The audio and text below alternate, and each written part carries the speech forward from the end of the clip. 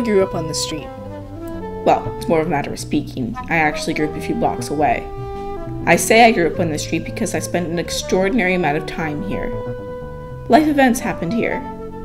So many of my memories happened here that it's simply easier to say, quote, I grew up on this street, quote, until people ask you to explain, which makes everything complicated. For example, there was a toy shop where I promptly threw myself on the floor and had a tantrum because I wanted a groovy girl's bunk bed. Right there is where I played Dorothy in The Wizard of Oz. Over there is the park where I was when my father learned that 2 planes had crashed into the World Trade Center. I resolved to spend a whole day on Ludlow Avenue observing all walks of life. I arrived before anything opened and the morning traffic was just starting to pick up. I used to cruise through here at this hour, probably my way to pick up a bagel. Let's just sit and observe for a while.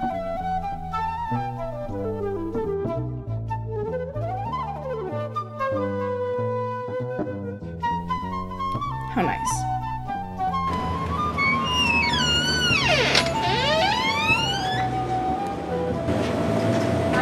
Hi! There's a windowsill here that used to be filled with books and toys that I'd play with while Dad socialized. They also had 2 tricycles that I would zoom through the store until I got tired. I haven't seen either things for a few years. Did you want to get something to eat? Yeah, a bit of an odd request. Can I get a side of bacon, not crispy? Yeah. Yeah. That's it? Yeah. Cool. For now. When I talked to different store owners, I asked them what made Ludlow so enticing to people. Besides CVS, there's 3 blocks of family-owned businesses. The personal feel that people get when they walk into the stores is what brings people back. But I felt a certain sense of urgency. Amazon is killing stores like these every day. How long before Ludlow really feels that burn? The Institute for Local Self-Reliance compares Amazon's CEO Jeff Bezos to a 19th century robber baron, the likes of Andrew Carnegie and John Rockefeller. The ILSR predicts that Amazon has eliminated nearly 150,000 jobs and displaced enough sales to cause 135 million square feet of retail vacancies. Imagine like 4 central parks next to each other. That's about right. The community bond that exists here is almost tangible. Amazon may be killing retail, but one thing it cannot kill is quality customer service and personal experience. Local businesses have to be at the top of their game to creating quality places for people to shop in order to deal with Amazon. Greta from the Hans Guild has that down. When I was little, there was a box of Legos on the floor meant for little people like me. Her store sells sweaters, moccasins, hats, and oriental rugs. Not only does she sell them, she's an expert in these products. You can't get expert advice on Amazon. Not like Greta. Listen to the street. Just listen.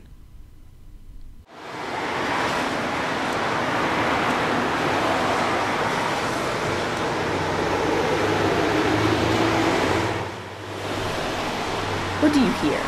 I hear the rush of cars, leaves crackling to the ground, small amounts of litter being tossed about, and the whine of the crosswalk beeper thing. Listen again and see.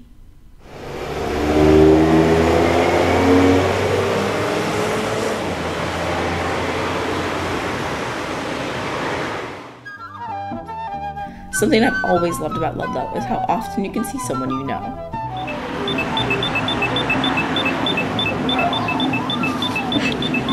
I don't think it's working. Are you going to UC, right? Yes. Okay. Hi, how are you? Good.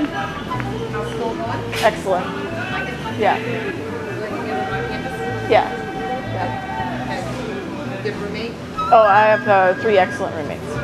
They're all good. We're all good friends. That's good. Yeah, thank you so much. I also saw my dad. He was happy to see me because it had been a while. A bit of background.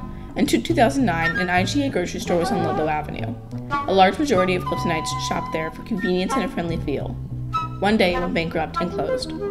This shell of a store sat there for years being tossed about to people that didn't have the money to fix it up. Thus, Clifton Market was born from frustrated Cliftonites who wanted a grocery store, god damn it. Clifton Market was the vision of the board to be a neighborhood co-op where residents would chip in $200 and eventually buy the store back with that money. It took a while, but the market opened in early 2017, 8 years after the IGA closed. it's still struggling. With a new Kroger opening close to the University of Cincinnati's campus, it faces competition with convenience and price. Some Clifton residents still choose to shop elsewhere and not support the market. Their memories of an empty, dark space for 5 years, really, that's what drives them. This, what it could be, it scares them that it could fail, and it would go back to this empty space, or like become like a big Walmart or something. They love the store. People love the store. They just, it's bright, airy, colorful. It's got everything to make you happy.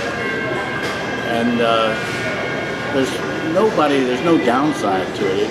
We're trying to make this cafe area a community space. Like I'm playing guitar.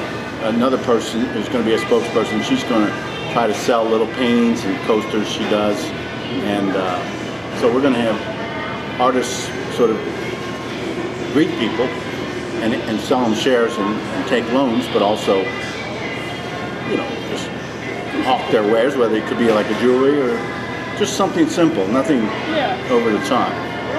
But as far as the community, we haven't really scratched the surface because a lot of people their habits have changed from the store being gone for 5 years, and they haven't gotten back into the groove of shopping here. And that's our main focus, is just to encourage people to shop here, only shop here. My dad volunteers for the market almost every day, trying to sell a few extra shares. Skyline Chili is a highlight to anyone visiting Cincinnati. Some people think the Gold Star is better. They are wrong. I've been going to Skyline Chili on the corner of Clifton and Ludlow Avenues my whole life. I take great pride in the fact that I was the first customer in this Skyline in the year 2007. It's been a place for me to meet friends, catch up, eat, and laugh. Another interesting food dynamic on the street is the amount of foreign food available. The business district on Ludlow Avenue is home to a Mexican, Italian, Moroccan, and 2 Indian restaurants. There is the Grill of India and Ambar Indian. Some people say that the Grill of India is better. They are also wrong. Clifton residents have certainly shown a rejection to retail and big businesses, especially because it faces competition from all sides. Clifton Town Meeting was originally formed to prevent the widening of Clifton Avenue throughout the neighborhood. It causes vehicles to go slower and improves the safety of the neighborhood. In the 1980s, the historic Esquire Theater space was threatened by Wendy's, who wanted in. Cliftonites realized that if Wendy's was allowed to move in, more fast food would surely follow. The case of Clifton Town Meeting and the Clifton Theater Court versus the developers went all the way to the Ohio Supreme Court. Clifton was victorious, and today the Esquire is a popular indie movie theater and serves as a hub of Ludlow Avenue. What I've learned about this street is that it is absolutely vital to the community. It stitches together the residential and the college campus. People gather, laugh, create, eat, and learn. If Clifton didn't have a place like Ludlow to gather in, Clifton Market would never have happened. The Esquire would never have been saved. The people did that. And that is what makes Ludlow so important. The people that gather there.